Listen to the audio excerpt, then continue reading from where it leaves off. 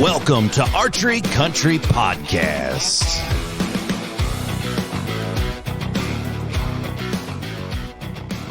Hello, everybody. Welcome to Archery Country Podcast. This is Waite, as we are episode number 1 for the Archery Country Podcast, where we are going to be elaborating on the 2020 turkey season.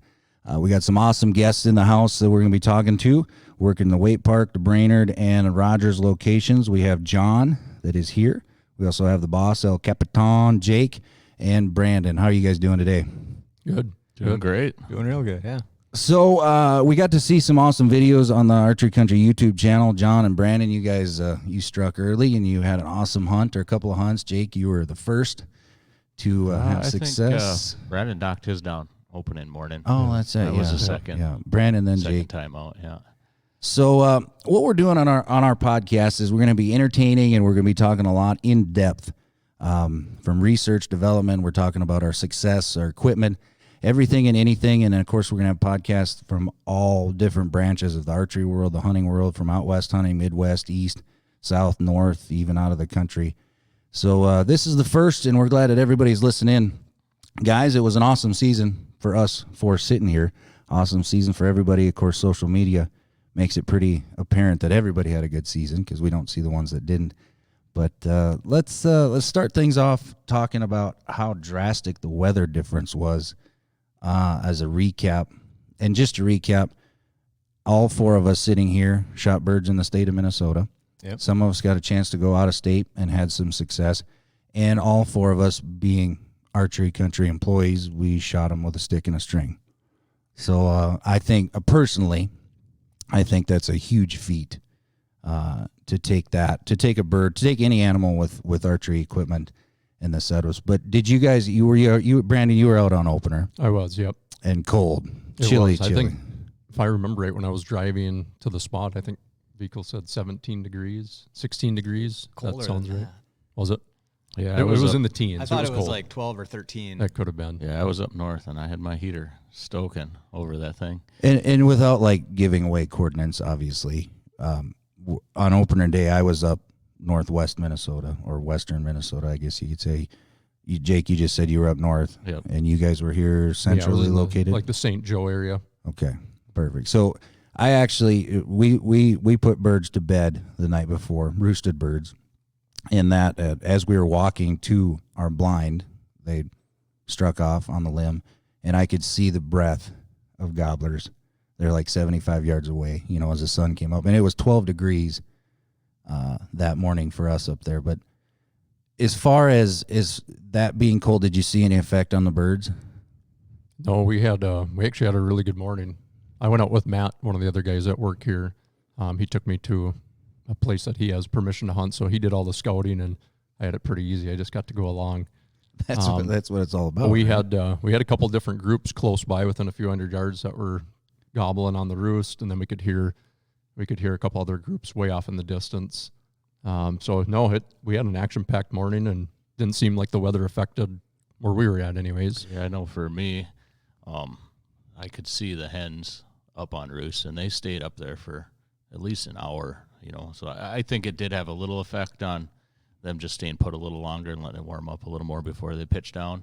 Because I had a couple gobblers come in opening morning, and they kind of went around the hens, and then they waited under the tree where the hens were until they came down that morning. Mm-hmm. And what I noticed, so we never talk about scouting. We say scouting for deer and doing your food plots and your trail cameras, or out west, you're scouting. You spend just as much time behind a glass. And actually, a ton of success in the turkey woods is just as much time scouting. They're not notoriously the same pattern come spring because of, strut and breeding, but they are a bird or a creature of instinct, and they can be patternable as far as roosting and pitching down. What I noticed is I had flocks of 15 to 20 birds. If I seen one gobbler, I seen 3. Which was pretty apparent on your video, the multiple. We got a chance second group. Yeah. On the second group that came in, yeah. But that's what I noticed is the cold weather, they were still grouped up there. Yeah, I had the first 2 gobblers that came into the field were in a group of 2, and then later that morning I had a group with probably 5 gobblers, a Jake, and 2 hens come in after that. So they were definitely bunched up still. I can pitch in that opening morning. We could tell the birds were grouped up, but back to your scouting thing, we went to a piece of property that we had turkey hunted a couple of years ago. Hadn't set foot on it since like early March when I went out there shed hunting one day.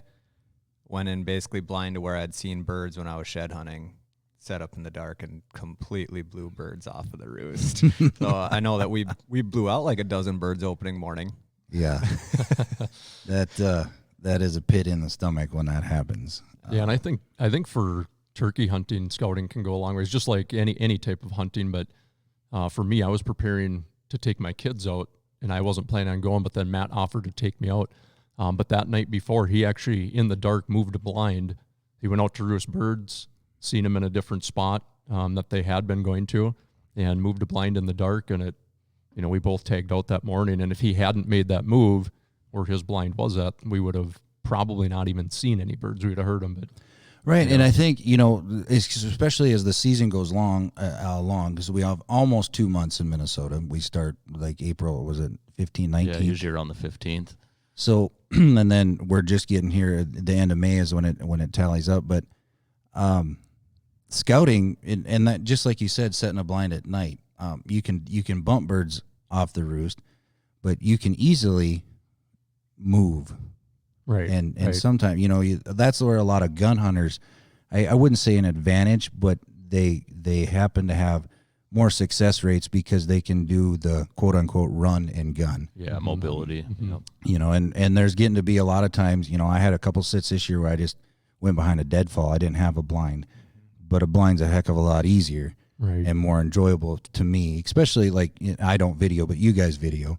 You kind of have to hide all that stuff a little bit. There's companies and guys out there that video behind deadfall, or they have a makeshift blind and sitting on the ground. But we'll get to blinds in just a little bit. Every person that comes into the shop, wherever it may be, first thing they ask, they can be a veteran turkey hunter or they can be brand new, as they say, what's the new, the latest, the greatest as far as equipment. Okay, we were all very, very successful this year. But let's just break down a little bit. There'll be a ton of similarities on all 4 of us with our equipment, but there's also going to be some drastic differences, and we'll tell you kind of why. So, John, you start things off as far as what you're shooting, why you're shooting it, and then we'll just go around the ring. Okay. So this year I was shooting 2 different bows. I was shooting a Matthews VXR 31.5, and then I was also shooting a Bowtech Revolt X. The day that I killed my turkey and the bow that I actually carried during turkey season was my Revolt X, for the main reason that from a tuning aspect and a consistency aspect, after shooting both of them, I was able to shoot the broadhead of my choice to a further range accurately than what I was on the other bow.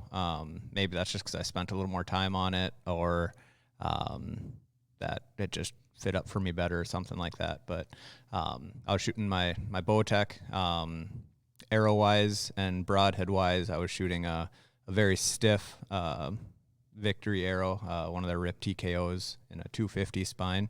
And I was shooting a 200 grain decapitating head from Solid. So explain, when obviously it's in the description of the word decap, but you're strictly shooting at the head. Well, the neck and the head area. Okay. Yep. Base of the neck all the way up to the head. So either a hero or a zero. Yeah. Yep. I've shot other broadheads in the past. I know we've all shot expandable broadheads for body shooting. I've never shot a fixed blade for body shooting, I guess. But yeah, the main reason I choose those is that it's all or nothing. I've chased birds down in the past that, you body hit, or you go out with a buddy and then they shoot one. And I mean, I think we've all had a couple of rodeos where it cuts western and you're running stuff down. And let's be real, when turkey season comes around, I don't think anyone at this table is in running shape. It's just first of the spring. And yeah, so I've switched over to like the decap style heads. It's clean. The bird's down instantly, or they're not. And it just makes life easy. You shooting single pin or multi pins, or don't you worry on your decap What's your range, your effective range? So with my Bowtech bow, I was actually able to shoot those broadheads out to about 40 yards. Now that's like the farthest I've ever tried shooting them. Yeah. I was hanging out in the shop late one night with one of our customers that was getting ready for a pig hunt, and we were shooting in here, kind of having fun, and I can get 38, 37 yards, in the shop here. But on like a 5-spot target, an FAA 5-spot target, at that distance with that bow, I could basically keep it where 2 of the 3 blades were inside that white circle, or a 5, on a 5-spot target. Productive. Very, very effective. I did not ever expect to get them to fly that good. Jake? I was shooting a VXR 31.5. Smooth bow, quiet, and part of the reason is their new limb leg system, to be honest with you, because you could put the limb legs on it, sits in the blind really easy, and you don't have to worry about it flipping over or anything. For setup wise, similar arrow setup to what John is, RIP TKO 250 with a decap. Probably the other big difference is if it's legal for a Garmin in the state, I'm shooting the Garmin sight. And the Garmin, for those of you that are listening, that's an actual rangefinder built in the rangefinder's to the sight. It's all one. Put it on, drop it, and it puts the pin on. Especially when you're shooting these heavy arrow setups with these decaps. Like I had mine sighted into 40 yards, and pull back and range it. And because the difference in 5 yards with those heavy arrow setups is you possibly are missing the head, and it's all over. So yeah, that's my bow of choice for the spring. Absolutely. Brandon? Yeah, so for me, I was shooting the VXR 31.5 just like Jake, and kind of same thing. I have a Revolt X as well, but that limb leg system for turkey hunting was awesome. So I kind of chose to go that way and was able to get the arrows and the broadheads to fly good. Shooting that decap, RIP TKOs, 250 spine, 4-fletch feathers. That's what I was going to ask you. So you're steering like a tire rim out there. Well, and there's different tuning that goes into. You can't just take your standard deer hunting arrow or your 3D arrow or whatever you're using and expect that you're switching over to this arrow with a 200 grain tip for it to tune good. Mm-hmm. So that's what, there's a little bit of different tuning that goes into it, but we can get them to fly right on. And we had customers with all kinds of different bows that we were able to set up and fly accurately and shoot those, with their field tips, so they don't have to re-sight in for the broadhead. Nice. And difference too between I can remember shooting, the head chopper style when they first came out, probably 10, 15 years ago now. Yep. And, they were tough. You could get them to fly, but you were going to have a lot of arrows and a lot of broadheads to do it. Well, I think a lot of that is the bow cams now are so much easier to tune, and you have so much more adjustment, and the arrows have gotten better, and those solid decaps, I've shot a lot of different head shooting styles and tried a lot of different ones, and I don't know if it's their machining or what it is, but those broadheads just fly better. And as these guys are talking decaps and arrow builds, so they're not, our customers and the guys here, they're not taking their standard hunting arrow that they'd use for whitetail or an elk, and it has nothing to do with the spine at this point, but what I'm saying is length. You have to get that broadhead away from the riser. You're not an inch in front of the rest or inside the riser. You're extending it way out. Well, anytime that you lengthen an arrow, you start playing with spine, and that's why they're saying a 250 spine. Yeah, and they're super heavy. They're super heavy and extreme front of center, of course, with the point weight, and the feathers helping steer. Right. Because it's a 4 or 5 inch feather, and 4-fletch or 3-fletch, whatever it may be. But so we're not giving you guys. It is a different arrow build than what most of you will be shooting all year long. Right. The thing is, you don't have to have 24 of them.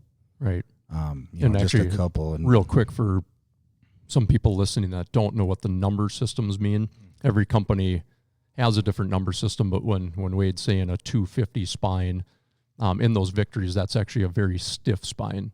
So it's not a weak, noodly arrow. And as you go full length to make enough room for that broadhead, you need to have something very stiff. Perfect point. And then, so here I'm going to be the black rose in a bed of red ones. I don't shoot a decap. Jake actually turned me onto these 2 years ago. They're made from Grim Reaper, or Grim Reaper makes them for Archery Country. It's a glorified whitetail special 4-blade. It's 125 grain. It's like 75-inch cutting diameter when it's said and done. But it's an over-the-top expandable. So unlike a Rage, where it's a slip cam design, these blades actually come over the top. And what we haven't talked about is usually for any other animal that I hunt, it's between 70 and 75 pounds. For turkeys, I was shooting 58 because I'm either drawing when I'm sitting. 99% of the time I'm drawing when I'm sitting. But you don't need the speed for a turkey. I think there's a misconception. You can successfully harvest a bird by blowing through them. Huge cutting, and it takes care of it. But I don't really care to blow through a bird. I want to put the broadhead in them and it be quick and done. And those broadheads are what I shoot. And the reason being is because I haven't had the opportunity or took the opportunity to play with distances. I used to get a chance to hunt, 5 or 6 states before kids and marriage and all that. But I get to a point where time is not on my side.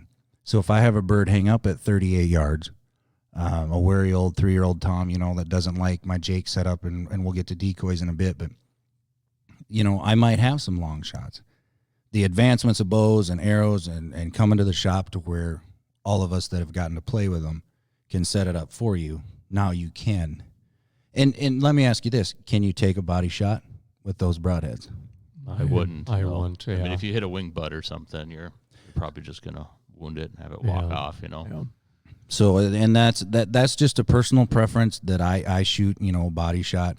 A lot of the birds that I harvest, I'll wait until they're facing me. Mm-hmm. If they're in a strut, if they're not in a strut, it's a side profile. It is a very, very small target, smaller than a softball as far as vitals, but I'm confident, and I'm not talking 80-yard shots on birds, 30 and under, and success. But that's what I'm shooting. I shot the VXR this year because of the limb legs. That's because for those of you that have never hunted in a blind, if you stick your bow, whether it be wet grass or early season, there's dirt, or you hang it on a hook on the top of your blind, it's there, it's accessible. But ease and movement, even though you're blacked out and you're in the back of the blind, if a bird is 5 feet from the blind, even though he's full strut, there's always seems to be a lookout Tom, or there seems to be a hen. And if they catch your movement, right, it can disaster, So that's basically why I shot that. But as far as setups, your stabilizers, your quivers, I don't shoot with a quiver on. Releases, that's all personal preference. Whatever you shoot, whatever works, is working on that. Speaking of decoys, along with our equipment, there's 750 variables of decoy spreads. What works early season versus late season? What did you guys see work? So again, earlier season, I'm a big fan, and I think we kind of all found this out over this year, the past couple of years, but that first week that we have in Minnesota, maybe the first 2 weeks, it seems like those birds are still kind of figuring out their pecking order, depending on when our snow has gone away. They still might be in really, really large groups like we had 2 years ago when opening morning we still had snow on the ground. Or like this year there wasn't snow, but it was cold, and we're seeing birds still in maybe subgroups, or they're not all in one huge group. But it seems like they're figuring out that pecking order yet, and those toms are in kind of fighting mode.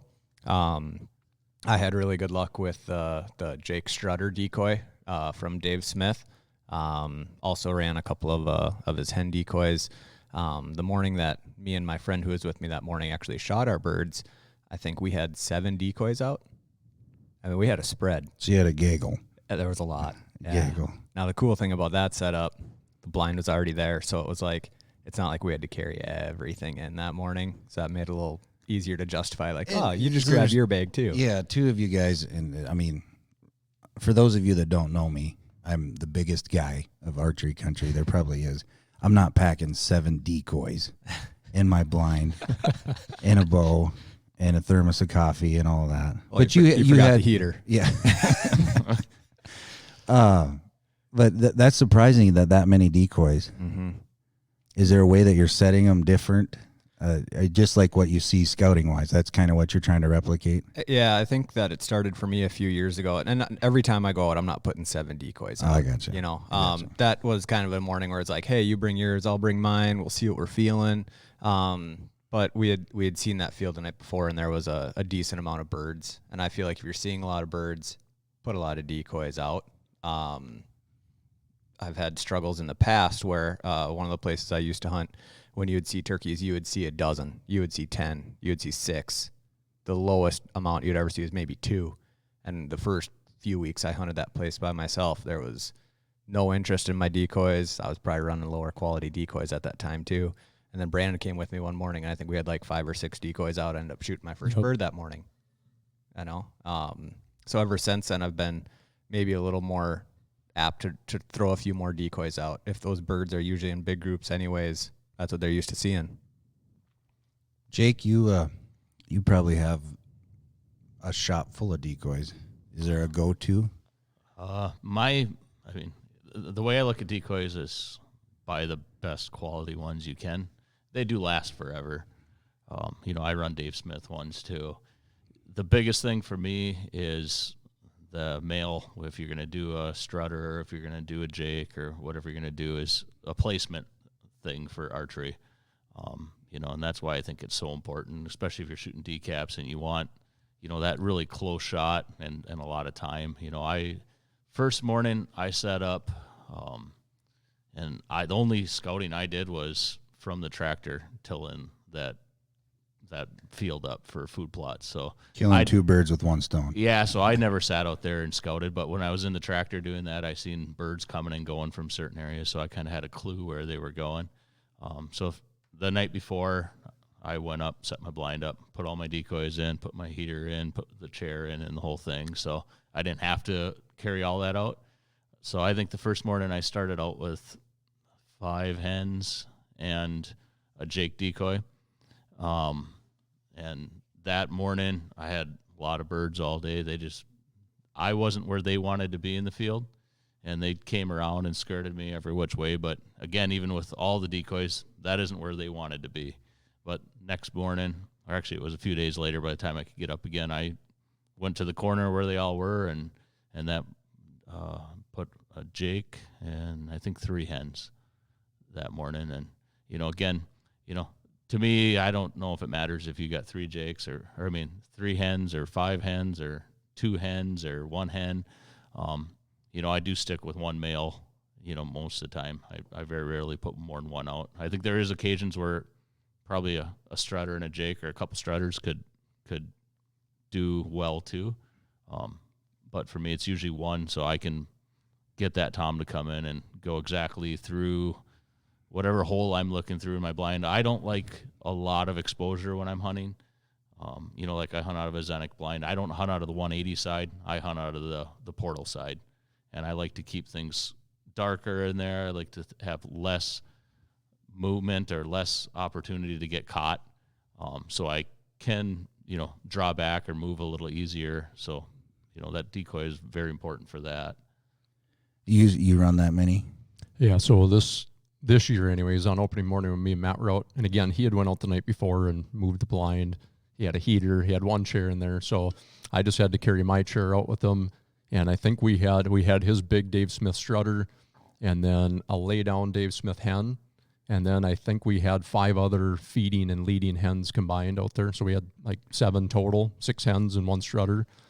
And yeah, definitely that first week this year, if you had a strutter, that was key. Oh, you were killing a bird if you had a strutter. Yeah, I mean, they were, well, so anyways, so for my story on the hunt, so right off the roost, I mean, it wasn't very long into it. We have a hen coming to the field, a strutter following her. She starts working towards the decoys, and he comes running in. And I was trying to get my money's worth on my tag, so I decided to shoot 3 arrows and just graze them all every time so I could, get more shots for my money. So you guys need to go to Archery Country's YouTube channel. Okay, Brandon can hit dimes at 30 yards with his setup. I've seen it done, but there was a little adrenaline and a lot going on. I don't think I've ever had a bird. And see, I used to body shoot all the time before I started head shooting the last few years. So for the most part, I would never let birds get that close. I always set my decoys 7 to 10 yards away, never any farther than that. Yeah. But as birds were coming in, once they got 20 or under, if I was body shooting, I was letting them have it already. Yeah. With head shooting, you're trying to let them come into the decoys, take your time. But this one came in so hot and started beating on the decoy. I was a little nervous that he was going to run out of there, and the adrenaline was going. I didn't take my time. Yeah. I didn't let him slow down and really stop moving. And there's nothing like all 4 of us or all 20 of us at Archery Country could stand right here at the line at a 20-yard range and be very successful. Not a problem. There's nothing that duplicates, even target archery pressure, that it duplicates adrenaline. Right. That's why we do it. We're not out to put fans on the wall or full body mounts. To me, and you guys video. So the key to having a good video is footage, not pre-roll. I mean, that's important, but like the bird coming in full strut. That's what I enjoy watching when I watch all of these. Right. Me, my adrenaline and everything is calling them in. And if they're in that magical mark, I'm already drawn. But I'm not talking to my camera guy. I'm not saying, are you on him, blah, blah. You guys have a little bit more. You like to put all the pressure on your shoulders. Where I just shoot them and get them. One thing I will say that I'm glad that Brandon shot his bird opening day, and then mine was a few days later. So opening morning, we all show up to work at 9:45, 10 o'clock to get the shop ready, and everyone's trading stories from that morning. And we all watched the video just on Brandon's phone, and it gave me the opportunity to maybe learn from someone else's mistakes or not taking that time on those first couple shots and rushing it, and watching how that bird reacted to that strutting decoy. Because this was the first year that I was running a strutter. Oh, and if you go watch John's video, the patience is amazing almost to how long he waited for that bird to settle down. Yeah. That's the one maybe aspect of running that strutter that opening week is that bird's kind of coming in hot. He wants to fight. He's going to show him who's boss. And I drew back way too early. I should not have drawn back as early as I did, but I can remember at one time I had my bow at full draw, and I came out of my anchor, tipped my head over to the side, was watching this bird at 7-8 yards for 20, 30, 40 seconds, and I hadn't even aimed yet. It was so fun to watch that bird beat up on that decoy. It was probably one of the coolest things I've seen in the turkey woods. We'll have to video one of these podcasts and put on YouTube, because for those of you who didn't see it, John just took us through the whole hunt of him drawing. Almost knocked off his headset in the night, like he was in it to win it. And to me, turkey hunting with archery equipment is about that experience. And that's part of the reason I like shooting a decap, and I like having my decoy set up the way it is. If I would rather have one come in, give me a show, strut up against a bird, beat up the decoy or, the decoy and let that play out than, shoot one at 35 yards that's passing by and get a bird. Like, I would rather go through a whole season and not shoot a bird and have that moment when the adrenaline's up there. That bird's coming in, strutting. He's, right out your window, coming into your decoys. You're letting him come in and, bumping the decoy the way around and waiting for that perfect time. Yeah, it's to each his own on the experience, and there's nothing that plays out. A lot of times they'll get asked, well, what's your favorite hunting? It's hard to pass up a 160-inch whitetail on the list of that, or, a 350-inch elk or an antelope or something like that. But when you can successfully take a bird to answer you off the roost, get them to commit, when you can feel, not just hear, but feel the spit drum, they brush up against the blind, it's hard not to put turkey hunting up at the top. For a long time, turkey hunting was just a thing to do in the spring because fishing season wasn't open and hunting season was in September. But now, and I don't know if you guys have seen it, I'm blessed that I have private ground pretty much everywhere I go. But I have there's a lot of customers that hunt public ground. And back to what Jake said about the detail and the money spent on a decoy sometimes can be just as important as the bow you're shooting. Because if you go out there and not name dropping any brands, but if you go with a piece of plastic with a red head on it, you're doing just as much damage. Don't get me wrong, toms can be dumb. Yeah. But in the same sense, there's other birds that you're playing with. You know, I don't know how many times we've actually harvested a tom because we've called hens in. Right. You know, people say, quote unquote, oh, they're henned up. No luck. Well, then switch your tactic. Call your hens in. You know, piss off that boss tom or boss hen and have her bring the tom in and do what you need to do. Yeah, I think the realistic decoys definitely matter as you keep getting farther and farther into the season. You know, and the birds have seen other people's setups and have been called in maybe a few times already.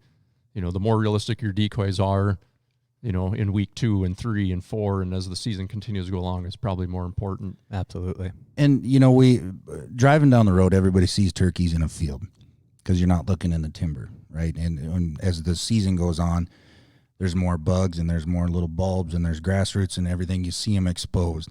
But there's absolutely nothing wrong with hunting in the timber. You know, that's where the name Timberbilly comes from, is because they roost in a tree and pitch down. And do you guys see any different tactics when you're set up, let's say on a timber ridge or where it's heavily wooded versus a field edge? Well, the big thing probably is you can't see as well, Right. you know, and then sound, I think, you know, when you hear them gobble in a heavily timbered or like where there's ridges, it's going to be a little tougher to tell where that noise is coming from, if it's echoing off of this or that or the other thing. You know, I hunted with a buddy this year who it was his first year hunting, had a ton of fun. He took it serious. I mean, he was out scouting. He took it like an elk hunt. He was out a week before his season started, checking out different ground, checking out public ground. And this year, I think it was great because people had time with the stuff that was going on. But it also probably made it tougher for if it was someone's first year this year. There was probably a little more pressure out there this year. There's a few more people out in the woods, you know? Oh, absolutely. Absolutely. And I think, you know, there's a bunch of different forums, and then we have some blogs that we put online. People are just more educated about it, you know, and like you say, everyone had adequate amount of time. We were blessed to still work, but, you know, there's a lot of people that a week-long turkey hunt was nothing for them. Mm-hmm. But on that aspect, we talked about timber versus is that. One thing I think gets overlooked that can be more detrimental to anybody's turkey hunt is not the decoys, not the blind, not the bow, not the arrow or the broadhead you're shooting or release, not even if you're wearing black or camo, but calling. We sell quite a few calls. The easiest, you know, if someone comes in, they're brand new, giving them a diaphragm call, a mouth call.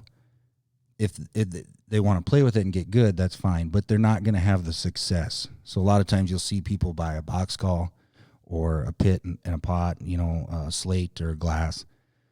Do you have your favorite call, and do you adjust? Do you do different calling versus early, late? I mean, I'm kind of putting you on the spot because everyone was done. Most of you guys were done the first week. But do you change anything up? I think that most of us were done the first week, but I don't think any of us were actually done the first week. I think we all continued to go, maybe hunt with a buddy, hunt with a friend. It depends on how the birds are reacting. I think we all carry, I know I do at least, an arsenal. You know, if they don't like one, you throw that one in and then grab another one, toss it in your mouth and try that. But I carry like a slate call, multiple mouth calls, a couple different strikers, gobble shaker, because I cannot gobble with a reed. It's embarrassing if I try. Yeah, I run a slate call and then diaphragm calls for the mouth. And I think over the years of turkey hunting, part of that is I started out turkey hunting with Jake in South Dakota, and he was a very aggressive caller. So I think that's kind of who I learned from. So I just kind of took upon that. And I would say for me, I probably call maybe more than most people would, which maybe isn't always good. But when I go out, I have the attitude of, if there's not a bird out there that really wants to play the game, I'm probably going to move, or I'm not going to be out there then. Mm-hmm. You know, I'll maybe come back, I'll go sit for an hour or two. And if nothing's responding or nothing's happening, I'm out of there, coming back a different time then. So it's hard for me to call once and wait for a half hour and call again. Now, there's been times me and John hunted together a few years back where we had one that literally was gobbling every time we'd call. It was cutting us off, and we could hear where it was at, and it was maybe 100 yards away, moving left to right. And it did this for 15 minutes, and we kept calling literally probably every 30 seconds at this bird, and it just was gobbling its head off.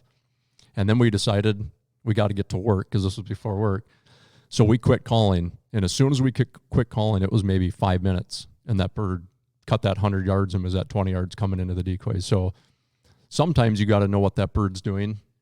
Yeah, I know for me, well, generally early season, I'm more aggressive, partially because of different areas I hunt, have pressure by neighbors too.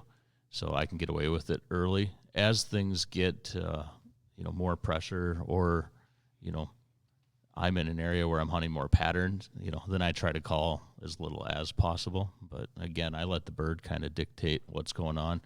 For calls, I mostly use slate and box calls. I have some diaphragms I bring with, but I think I can get more detail out of those two than I can with a diaphragm for myself, and I don't practice with a diaphragm much either. So that's probably part of the reason. Right.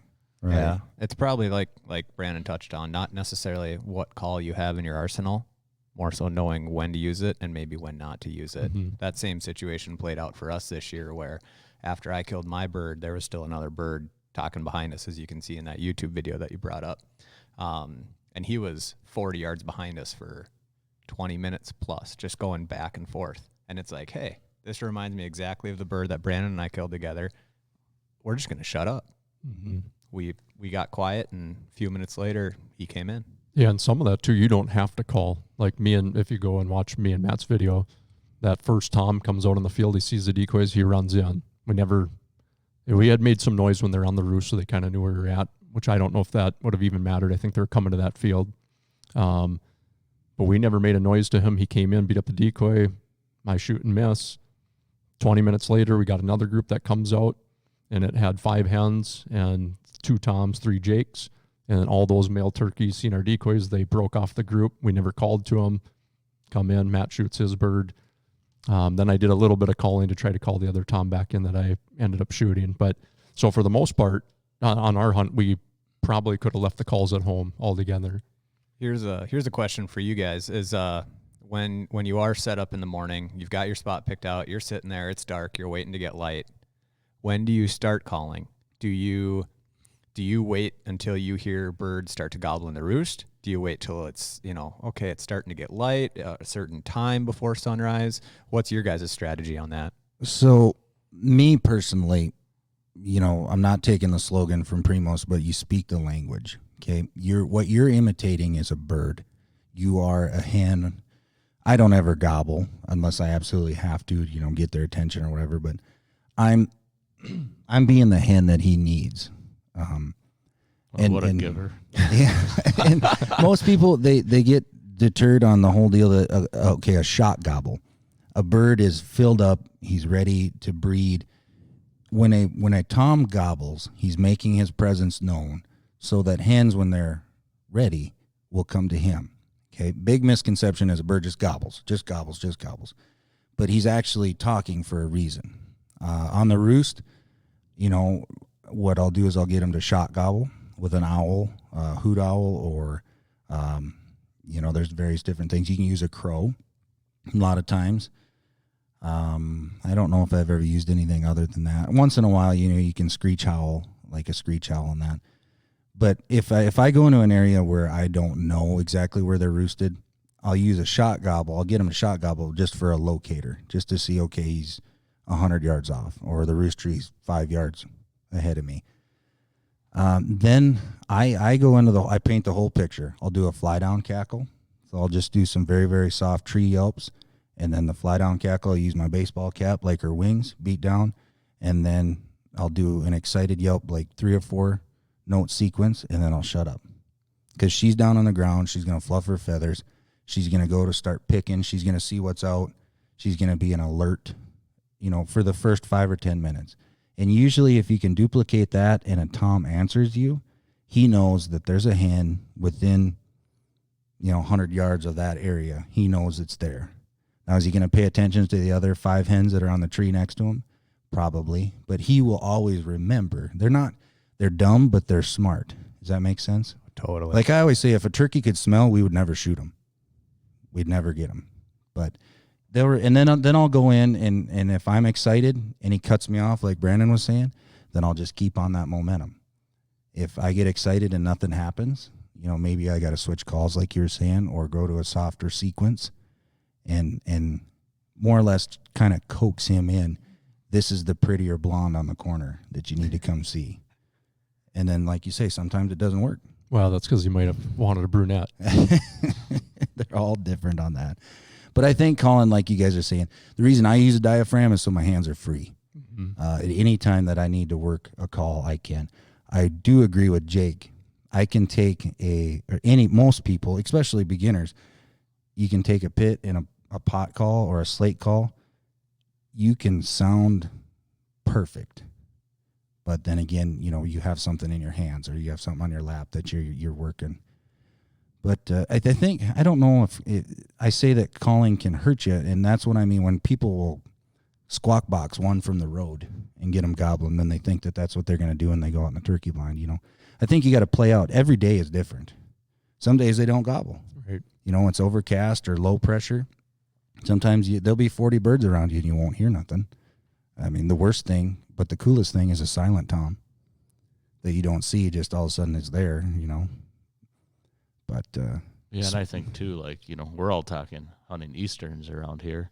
We're like, hunting Marions out west. I mean, you can be way more aggressive than you can around here, absolutely. to the point where, you can be in a hollering match with them sometimes to get them to come in or get that big flock to come in. Where, like, around here when I'm hunting eastern, I'm way more quiet and way more patient than I am if I'm out on a trip like that. And then that's there are some listeners that'll be, when we talk about species of birds, and we won't get into that, but you have your Rios, kind of your southwest southern bird, so to speak, and then you have your Merriams, what I just say is a mountain bird. Your Montana, your way western South Dakota, Wyoming birds. They have a white crown on there. What we usually see here are easterns. You can get into Kansas, you can get some hybrids here and there. And then your Osceola is just in Florida. And that's a little bit smaller bird, really, really dark. But turkeys in general, you're hunting them the same. But like you say, you can be more aggressive, open country, whole kit and caboodle. One thing we've talked about blinds just a little bit. How important or what aspects of a blind do you look for if you were going to go purchase a brand new one? Well, it's nice to have a blind that's easy to set up and take down, especially if you're, planning on moving from one spot to the next. Or and we're talking hub blinds, more hub style, pop-up style blind. Yep. This year there was a neat company, the Exenic blind, that came out. I didn't shoot my bird out of that. I did get one and set it up, and then my kids shot theirs out of kind of a homemade box blind. But the material on it's real stretchy, easy to set up. Window system's great. So I guess for me the biggest thing is just being, some of those hub style blinds, the hubs are so tight and so hard to pop up, and then you're making a lot of noise trying to fight with it, to set it up and take it down. Where this Exenic blind has a strap in there that you can loosen up the hubs, which makes it really easy to set up and take down. And then once you're in the blind, you can tighten the strap back up to tighten your hubs for wind and all that. But great blind.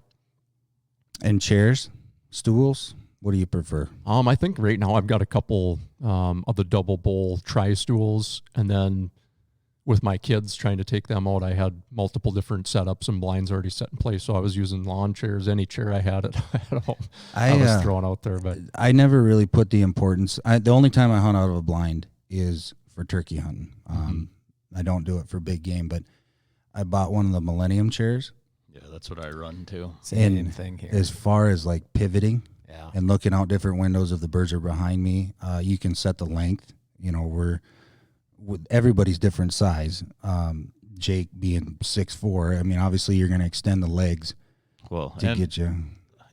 For me, turkey hunting is all about relaxing, enjoying myself. Well, having a good chair, and I'm the guy I'm not going out there without coffee in the morning. That's definitely happening. So, having that chair where I can relax, hang out for 3-4 hours in the morning and let the world come alive, Absolutely. I would say, to touch back on the blind question, when you're looking at blinds, that's something to consider is, the chair that you're sitting in. Does your chair sit higher? Does it sit lower? Do the windows in the blind that you're looking at accommodate what you have or what you're going to have? I like to have a blind where the windows will go low enough. I sit in a little bit shorter chair. I'm a little bit smaller guy. And especially with like decap shooting, expecting birds to be in close range. And depending on the terrain you're setting up, if you got a slightly uphill shot or a slightly downhill shot, especially a downhill, if you're shooting a little bit downhill out of your blind onto a field and you're expecting that 7, 8, 10-yard shot, you got to be able to have a window that goes low enough to accommodate your setup. I couldn't tell you how many customers a year I talk to that, whiff it or shoot the edge of the blind and they're not paying attention to that 4-inch difference between their sight and where that arrow is coming out of. So having a window that accommodates your setup is important. And the Xenix blind, we can do that. Absolutely. Yeah, for me too, I know a lot of people like having that 180 view, and I'm probably different in that aspect. And I have that Xenic and the hub or the portal windows you can adjust up and down for your height where you want them. And I really like that setup, having the portal window out the front, your 2 portals towards your decoy, and then you have a spot to draw your bow back. In between those. Yeah, exactly. And then behind you, with that 4-way stretch of that 180 side, it makes it awesome for peeking. Mm-hmm. So like your whole back edge, instead of having to what's back there, you can just take your fingers and pull that stretchy material down and look through it. That setup for me, I love it. That's, for deer hunting, for turkey hunting, having a spot where, and part of it's probably because, I like using calls where, slate call or box calls and different things where I have things in my hands and I'm moving around a little bit more. And, shooting that decap head, usually I'm letting that bird come in close, spend some time there, being able to draw back and make sure I'm not, scaring them off too. And then unlike deer, turkeys see the full range on the color wheel. So I don't know, I'm assuming you guys, but when I set up my blind, I'm all the way to the back of it, so I have room, and then I wear a black sweatshirt, like a Fanatic or something completely blacked out, wear a darker cap. Sometimes I cover up face makeup because I got a huge balloon sticking in the back of there, but color contrast, and that's the thing is people say, well, I'm not going to spend the amount of money on a blind. Well, here's the thing is you're not spending the amount of money on camo. Mm-hmm. You're not having to. Mm-hmm. Now, run and gun you can. And that's, some people say, well, turkeys, they don't adjust to color. 1 out of 150,000 birds don't worry about color. The rest of them, if you go out there with a fluorescent yellow shirt on, they're going to be alert. They're going to see something. So, and that's what I do is I'm blacked out so it looks black. If they do peek into the blind, and that's the thing is I don't set out my blind 4 weeks ahead like you would for a whitetail. I set it out the day prior or that morning.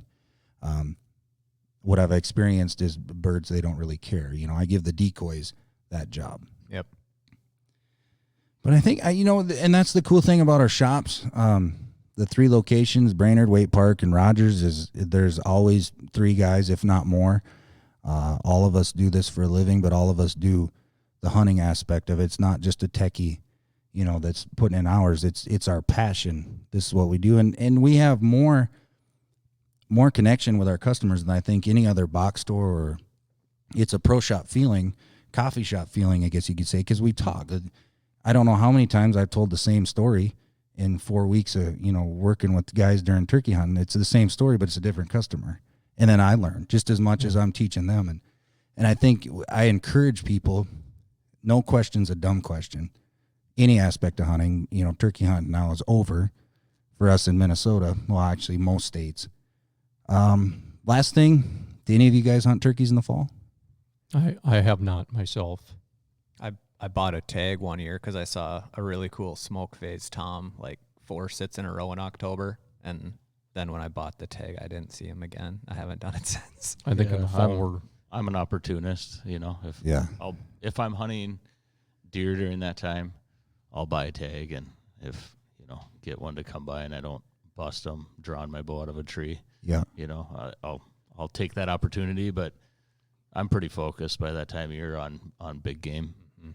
Yeah, I would second that myself. Just because too, like for me, you know, again, turkey hunting's about the gobbling and the strutting and the whole deal. Where the fall, it's more of a pattern game. Not saying right or wrong or whatever, but it, you know, just that time of year, it's deer hunting, it's elk hunting, it's mule deer hunting, and turkey. You know, hens will squawk in the fall. We've all heard them. You know, down on the holler. And once in a while, you'll hear a gobbler, shot gobble. But to me, the fall is inventory. What birds do I have on the farm? What, you know, and they might not winter there, but I just like seeing them, and I'll just sit and watch them walk by. And I've probably passed on some of the biggest toms or oldest toms I've ever seen, just at 20 yards. But I'm not turkey hunting. You know, I'm deer hunting or whatever it may be. But yeah, I encourage everybody to, you know, come in and just visit as summer's coming on. We're putting away the turkey rigs. We're getting ready for big game and western game, and whitetail season's coming. I want to thank you guys for our first episode.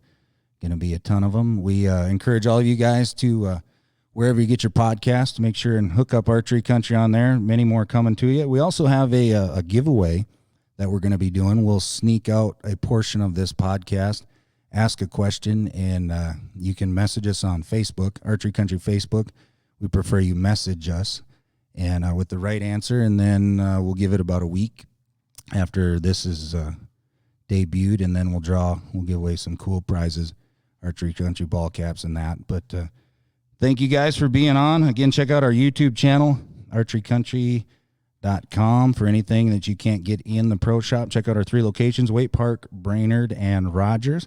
And on our YouTube channel, please do me a favor and subscribe, and then also click on the bell so you get notification. We're releasing videos. We got a huge bank of cool stuff, from product reviews to you guys have been building some bows that are on there. A lot of people are now going to get set up for the fall.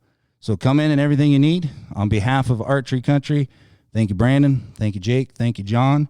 We will see you guys on the next episode.